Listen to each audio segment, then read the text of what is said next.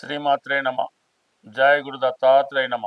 ఈ వీడియోలో మనం జాతకులకి గృహయోగం ఎప్పుడు ఏర్పడుతుంది, అసలు వారి యొక్క జన్మ జాతకంలో సొంత గృహయోగం ఉన్నదా లేదా అన్నది ఏ విధంగా తెలుసుకోవాల్సి ఉంటుంది, అలాగే గోచారంలో గ్రహాలు మారినప్పుడు ఏ గ్రహాలు అనుకూలంగా వచ్చినప్పుడు ఏ ఏ రాశుల వారికి సొంత గృహయోగం ఏర్పడుతుంది అన్న విషయాన్ని మనం ఈ వీడియోలో పరిశీలించే ప్రయత్నం చేద్దాం.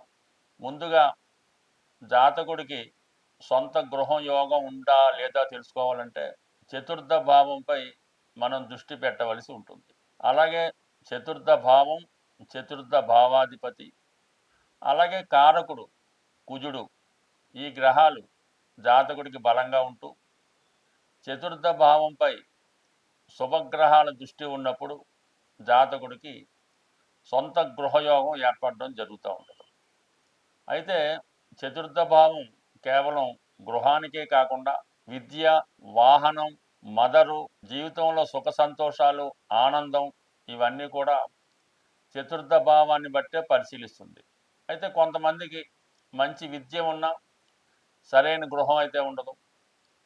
కొంతమందికి మంచి గొప్ప ఆస్తులు ఉన్నా కూడా సరైన విద్య లేకపోవడం జరుగుతూ ఉంటుంది. దీన్ని బట్టి జాతకంలో చతుర్థ భావం యొక్క బలంతో పాటు ప్రతి భావానికి ఒక కారక గ్రహం ఉండడం జరుగుతూ ఉంటుంది. ఉదాహరణకి జన్మ జాతకంలో చతుర్థ భావం బలంగా ఉంటూ శుక్రుడు బలంగా ఉంటే జాతకుడికి మంచి వాహన యోగం ఏర్పడుతుంది. అలాగే బుధుడు బలంగా ఉంటే గొప్ప విద్యాయోగం ఏర్పడుతుంది. గురువు బలంగా ఉంటే మంచి పాండిత్యం కలిగి ఉంటాడు. అలాగే కుజుడు బలంగా ఉంటే స్థిరాస్తులు, భూమి, పొలాలు, ఇవన్నీ కూడా కలిసి రావడం జరుగుతూ ఉంటుంది. సో అందువలన ఏంటంటే చతుర్థ భావంలో ఏ గ్రహం ఉన్నది, చతుర్థ భావాన్ని ఏ గ్రహం చూస్తున్నది, చతుర్థ భావాధిపతి ఏ గ్రహంతో కలిసి ఉన్నాడు, ఇవన్నీ పరిశీలించిన తర్వాత జాతకుడికి ఎటువంటి గృహం ఏర్పడుతుంది అన్న విషయాన్ని కూడా మనకి ఈ గ్రహాలను బట్టి తెలియజేయడం జరుగుతూ ఉంటుంది. శని యొక్క ప్రభావం వల్ల జాతకుడికి రాళ్లతో కట్టినటువంటి, అంటే పూర్వకాలం ఈ కోటలు అటువంటి ఉండి కదా, అటువంటి భావన ఉంటుందని. అలాగే ప్రస్తుతం శుక్రుడు యొక్క ప్రభావం ఉంటే చాలా విలాసవంతమైనటువంటి భవనాలు ఉండే అవకాశం ఉంటుంది. గురువు ఉన్నప్పుడు చాలా ఆధ్యాత్మికంగా ఒక మంచి ప్రశాంతమైనటువంటి కుటీరం లాంటి గృహం ఏర్పడడం జరుగుతూ ఉంటుంది. బుధగ్రహం ఉండడం వల్ల ఒక మంచి గ్రంథాలయం లాంటి గృహం ఏర్పడడం జరుగుతూ ఉంటుంది. బట్ ఏదైనా శుక్రుడు బలంగా ఉండి కుజుడు కూడా బలంగా ఉంటే ఆ జాతకుడికి అనేక అంతస్తుల భావనాన్ని కలిగి ఉండడం జరుగుతూ ఉంటుంది. రవి ప్రభావం వల్ల పూరిళ్ళు గడ్డితో నిర్మించిన గృహం అని చెప్తూ ఉండేవారు, కానీ ఇప్పుడు ఇవన్నీ కాలానుగుణంగా మారిపోవడంతో ఏదైనా స్టేటస్ను బట్టి, జాతకంలో ఉన్న గ్రహాలను బట్టి గృహయోగం ఏర్పడడం జరుగుతుంది. బట్ ఏదైనా సొంత గృహం విలాసవంతమైనటువంటి ఫర్నిచర్తో, వివిధ రకాల అలంకరణలతో ఉన్నటువంటి గృహం కావాలంటే శుక్రగ్రహ అనుగ్రహం, అలాగే కుజగ్రహ అనుగ్రహం కూడా కంపల్సరీగా ఉండవలసి ఉంటుంది. అలాగే చతుర్థ భావానికి సంబంధించినటువంటి దశలు కూడా రావాల్సి ఉంటుంది. ఏదైనా దశ వచ్చినప్పుడే ఆ యోగం ఫలిస్తూ ఉంటుంది. అలాగే మనకి చతుర్థ భావంలో ఉన్న గ్రహం కానీ, చతుర్థ భావాన్ని చూస్తున్న గ్రహం కానీ, చతుర్థ భావాధిపతితో కలిసి ఉన్న గ్రహాల యొక్క దశలు వచ్చినప్పుడు ఆ చతుర్థ భావం యాక్టివేట్ అయి జాతకుడికి గోచారరీత్యా గురుగ్రహ అనుగ్రహం వచ్చినప్పుడు, కుజగ్రహ అనుగ్రహం వచ్చినప్పుడు, కొన్ని సందర్భాల్లో శనిగ్రహ అనుగ్రహంతో సొంత గృహం ఏర్పడడం జరుగుతూ ఉంటుంది. కొన్ని సందర్భాల్లో అంతర్దశలు కూడా కొన్ని 3 సంవత్సరాలు, 3.5 సంవత్సరాలు ఉండే సందర్భంలో కూడా ఈ సొంత గృహం ఏర్పడే అవకాశం ఉంది. కొన్ని అంతర్దశల్లో గృహాన్ని అమ్మడం జరుగుతూ ఉంటుంది. కొన్ని అంతర్దశల్లో గృహాన్ని కొనడం జరుగుతూ ఉంటుంది. కొన్ని దశల్లో గృహం మారడం, అలాగే గృహం స్వదేశంలోన, విదేశంలోన, గ్రామంలోన, పట్టణంలో ఉన్నది కూడా జాతకంలో ఉన్నటువంటి గ్రహాల స్థితిని బట్టి ఆధారపడి ఉంటుంది. మనం ఇప్పుడు ఏ ఏ రాశుల వారికి ఎప్పుడు గృహయోగం ఏర్పడుతుంది, ఆ రాశులలో ఏ గ్రహాలు బలంగా ఉన్నప్పుడు ఎటువంటి గృహయోగం ఏర్పడుతున్న విషయాన్ని వివరంగా ప్రతి రాశికి తెలుసుకునే ప్రయత్నం చేద్దాం. శ్రీమాత్రే నమ. జయ గురు దత్తాత్రేయ నమ. ఈ వీడియోలో మనం మకర రాశి వారికి గృహయోగం గురించి తెలుసుకుందాం. మరి గృహయోగం కావాలంటే చతుర్థ భావం బలంగా ఉండాలి. మరి మకర రాశి వారికి చతుర్థ భావం మేషరాశి, అలాగే కుజుడు కారకుడు కూడా కుజుడు అవ్వటం వల్ల కుజుని యొక్క బలాన్ని బట్టి వీళ్ళ యొక్క యోగం ఏర్పడుతుంది. అయితే ఈ చతుర్థాధిపతి కుజుడు మకర రాశి అందే ఉచ్చ పొందుతాడు. అందుకని వీళ్ళు స్వశక్తితోనే గృహాన్ని నిర్మించుకోవలసి ఉంటుంది. పెద్దల ద్వారా ఎక్కువ శాతం ఎవరో ఒకరికి రావాలి తప్ప ఎక్కువ మంది మకర రాశి వారికి వాళ్ళు స్వయంగా కొనుక్కున్నదో నిర్మించుకున్నదో అవుతుంది తప్ప పెద్దల ద్వారా వచ్చినది తక్కువ. అయితే వీళ్ళు మళ్ళీ వీరి యొక్క సంతానానికి సొంత గృహాన్ని ఇవ్వడం జరుగుతూ ఉంటుంది. అది చతుర్థాధిపతి కుజుడి రాశి అందు ఉండడం వల్ల. మరి రాశ్యాధిపతిగా ఉన్నటువంటి శని చతుర్థ స్థానమైనటువంటి మేషరాశిలో నీచ పొందుతూ ఉంటాడు. ఆ కారణం వల్ల ఏంటంటే మరి ఎవరైతే మకర రాశిలో జన్మించిన వారు సొంత ఇంటిలో పెద్దగా సుఖపడలేకపోతూ ఉంటారు. అంటే సాధారణమైన జీవితం అందులో గడుపుతూ ఉంటారు. మిగతా వాళ్ళు చాలా లగ్జరీగా గడపడం జరుగుతూ ఉంటుంది. ఇదే కారణం వల్ల అంటే చతుర్థ భావంలో శని నీచపడడం వల్ల సొంత ఊరిలో అభివృద్ధి చెందలేడు. తల్లిదండ్రుల వల్ల సుఖం ఉండదు, సొంత గృహం వల్ల సుఖం ఉండదు. సో అందువల్ల ఈ జాతకుడు నిరంతరం కష్టపడుతూనే తను ఎక్కడైతే వర్క్ చేస్తాడో, ఎవరి కింద అయితే పని చేస్తుంటాడో, ఎవరికైతే సేవ చేస్తుంటాడో అక్కడే ఈ జాతకుడు ప్రశాంతతని పొందుతూ ఉంటాడు.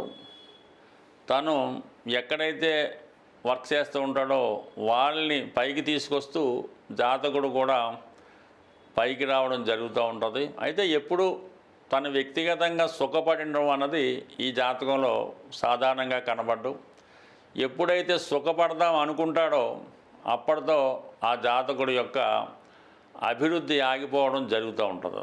ఎందుకంటే కష్టపడుతున్నప్పుడు ధనం వస్తూ ఉంటుంది, ఇంట్లో వాళ్ళందరూ బాగా చూస్తూ ఉంటారు. అదే సుఖపడాలంటే కష్టపడడం మానేయాలి. అప్పుడు ఆటోమేటిక్గా తన వ్యక్తిగత గౌరవం తగ్గిపోతూ ఉంటుంది. అందుకనే మకర రాశి వారు ఎక్కువగా చిన్న స్థాయి ప్రభుత్వ ఉద్యోగంలో ప్రవేశించి టెండర్గాను డ్రైవర్గాను రిటైర్ అయినాటికి ఒక సాధారణ హోదాకు వస్తూ ఉంటారు. ఆ రిటైర్ అయిన తర్వాత చాలామంది ఈ సంపాదించిన ధనం అప్పులకి అది పోవడం వల్ల తర్వాత చాలా ఇబ్బందులు పడడం జరుగుతూ ఉంటుంది. కుటుంబ సభ్యులు కూడా వీళ్ళని పెద్దగా ఆదరించకుండా ఇబ్బంది పడుతూ ఉంటారు. కాబట్టి మకర రాశి వారు ఒకవేళ సొంత ఆస్తి ఉన్నా కొనుక్కున్నా అది చివరి వరకు వాళ్ళ పేరుతోనే ఉండేలా చూసుకోవాలి. ఎంతో కొంత ఆదాయం వచ్చేలా చూసుకుంటేనే తప్ప మీ యొక్క చివరి జీవితం సొంత ఇంటిలో తుది శ్వాస విడవడం జరుగుతూ ఉంటుంది. లేని పక్షంలో మీ యొక్క చివరి రోజులు ఏదైనా ఒక ఓల్డేజ్ హోమ్లోనో, అనాథ శరణాలయంలోనో, లేదంటే వేరే చోట ఇతరుల ఇంట్లో ఏ కూతురింట్లోనో, లేదంటే ఏదైనా అన్నదమ్ముల ఇంట్లోనో. అంటే ఇవన్నీ మనం ఎందుకంటే సొంత ఇల్లు ఎవరన్నా ఎందుకు కోరుకుంటారంటే వారి చివరి జీవితం అక్కడ ప్రశాంతంగా వెళ్ళాలని కోరుకుంటూ ఉంటారు. ఇప్పుడు నవే డేస్లో ఈ మనకున్నటువంటి కల్చర్లో అద్దెంట్లో అది ఉన్నప్పుడు, సొంత ఇల్లు ఉన్నప్పుడు కూడా అద్దెంట్లో నివసించినప్పుడు ఏదైనా జరగరానిది జరిగినప్పుడు మరి ఆ యొక్క ఇంట్లో ఆ ఇంటి ఓనర్స్ కానీ అపార్ట్మెంటు సొసైటీ వారు కానీ కనీసం ఏ విధంగా ప్రవర్తిస్తున్నారన్నది అంటే ఇంకా డెప్త్గా చెప్పడం నాకు ఇష్టం లేదు. బట్ ఏదేమైనా సొంత గృహంలో తుది శ్వాస విడిచినటువంటి వారికి ఉన్నటువంటి తుది వీడ్కోలు వేరేగా ఉంటుంది. అదే అద్దె గృహంలోనో ఇతర గృహంలోనో మరణించిన వారి యొక్క తుది వీడ్కోలు మరో విధంగా ఉండడం జరుగుతూ ఉంటుంది. ఇవన్నీ తృతీయ అష్టమ భావాలను బట్టి ఉండడం జరుగుతూ ఉంటుంది. ఎంత కోటీశ్వరుడైనా సరే కొన్ని సందర్భాల్లో ఇవి జరుగుతుంటాయి. కాబట్టి ఏదైనా సొంత గృహం అన్నది మకర రాశి వారికి కంపల్సరీగా ఉంటుంది. అయితే అది వారి పేరుతోనే ఉంటూ చివరి వరకు తన యొక్క శేష జీవితాన్ని అందులో గడిపినప్పుడే ప్రశాంతత ఉండే అవకాశం ఉంది. లేని పక్షంలో ఈ విధంగా ఎక్కడో చోట ఇబ్బంది పడే అవకాశం ఉంది. ఇతరుల యొక్క మనోభావాలు ఈ వీడియోలో ఇబ్బంది కలిగి ఉంటే అది మన్నించమని కోరుతూ స్వస్తి. సొంత గృహం ఏర్పడాలంటే మరి పరిహారం అన్నది ప్రతిదానికి కూడా పరిహారం అన్నది మన శాస్త్రాల్లో చెప్పడం జరుగుతుంది.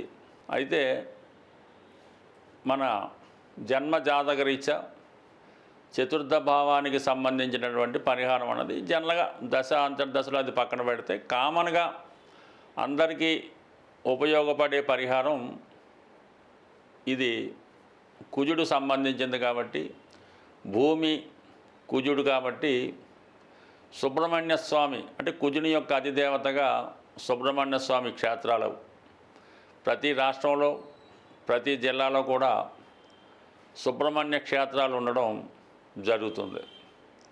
సో అందువలన మంగళవారం కూడా కుజుడికి సంబంధించిన రోజు. అంటే ఏదన్నా మన భూములు సంబంధించిన వ్యవహారాలు సెటిల్ అవ్వాలన్నా, రుణాలు తీరాలన్నా దొరకాలన్నా, అన్నదమ్ములతో విభేదాలు, భార్యాభర్తలతో చికాకులు, ఇవన్నీ కూడా మంగళవారం రోజు ప్రారంభించడం వల్ల కుజుని యొక్క అనుగ్రహం కూడా తోడవుతుంది. సుబ్రహ్మణ్య స్వామి యొక్క సంకల్పం, మన యొక్క సంకల్పం కూడా తొందరగా నెరవేరాలంటే మంగళవారం రోజు మీరు ఒక 6 మంగళవారాలు ఎన్నుకొని మీ ప్రాంతంలో సమీప ప్రాంతంలో ఉన్నటువంటి సుబ్రహ్మణ్య స్వామి క్షేత్రాలు 6 సెలెక్ట్ చేసుకోవడం, ప్రతి మంగళవారం ఒక క్షేత్రాన్ని దర్శించడం, అక్కడ ఉన్నటువంటి సుబ్రహ్మణ్య స్వామి ఉంటారు, అలాగే జంట నాగులు ఇవన్నీ కూడా ఉంటాయి. అక్కడ ఉన్నటువంటి ప్రతి దేవతని ప్రతి దేవుణ్ణి కూడా ఆరాధించి కేవలం బెల్లం పానకంతో చెరుకు రసం, బెల్లం పానకం, తేనె లేదంటే బియ్యం పిండి కలిపిన వాటరు, పసుపు నీళ్ళు అంటే ఇన్నప్పుడు కూడా బెల్లం పానకంతో స్వామికి అభిషేకం చేయడం వల్ల ఆ మంగళవారం రోజు మీరు చాలా నియమంగా ఉండవలసి ఉంటుంది. అలాగే వీలైతే ఆ రోజు గోవుకి ప్రదక్షిణ చేస్తూ గోవుకి కూడా కొంత బెల్లాన్ని తినిపించవలసి ఉంటుంది.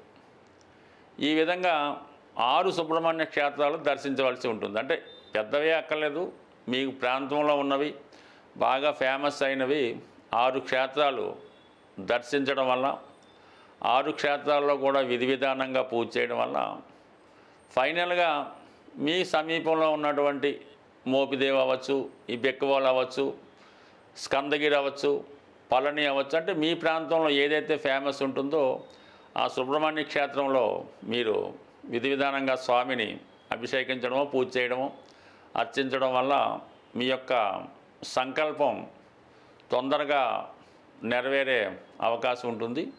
సో ఇవన్నీ వీలు కాని వాళ్ళు మరి ఒక 41 రోజులు మీ యొక్క క్షేమతారలో ప్రారంభించి ప్రతి ఒక్కరోజు నిర్దిష్టమైన సమయంలో హనుమాన్ చాలీసా పారాయణ చేయడం వల్ల కంపల్సరీగా మీకు ఈ 41వ రోజులో నాటికే ఏదో ఒక శుభవార్త మీరు సొంత గృహ సంబంధించిన విషయంలో నెరవేరే అవకాశం ఉంది.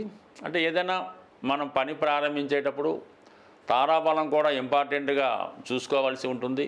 అది సాధన తార కొన్నింటికి, క్షేమతార కొన్నింటికి, ఈ విధంగా తారాబలాన్ని ఎన్నుకొని మనం ఈ యొక్క ప్రక్రియ ప్రారంభించినప్పుడు కంపల్సరీగా మీ యొక్క సొంత గృహం నెరవేరుతుంది. బట్ ఏదేమైనా సొంత గృహం నెరవేరాలంటే ముందు మీరు నివసిస్తున్నటువంటి గృహం వాస్తుపరంగా ఎటువంటి దోషం లేకుండా ఉండాలి. మీరు అద్దెకున్న ఎవరింట్లో ఉన్నా దాన్నే సొంత గృహంగా భావించి ఆ గృహాన్ని పరిశుభ్రంగా ఉంచడం, పాత వస్తువులు లేకుండా, బూజులు పట్టకుండా, చెదలు పట్టకుండా, ఇరిగిపోయినవి లేకుండా చక్కగా నీట్గా ఉంచడం వల్ల అది మీకు ఇమీడియట్గా ఒక కొత్త సొంత గృహాన్ని ఏర్పాటు చేయడం జరుగుతూ ఉంటుంది. అంటే మనకు చూడగానే ఒక ఇంటి చూసినప్పుడు ఇది మీకు అద్దెల్లో ఉంటున్నారో సొంత ఇల్లులో ఉన్నారో అర్థమైపోతూ ఉంటుంది. అందువల్ల మీరు అద్దెంట్లో ఉన్న సొంత ఇల్లులాగా దాన్ని పవిత్రంగా చూస్తే మీకు ఆ అమ్మవారి కృపతో సొంత గృహం ఏర్పడే అవకాశం ఉంటుంది. స్వస్తి.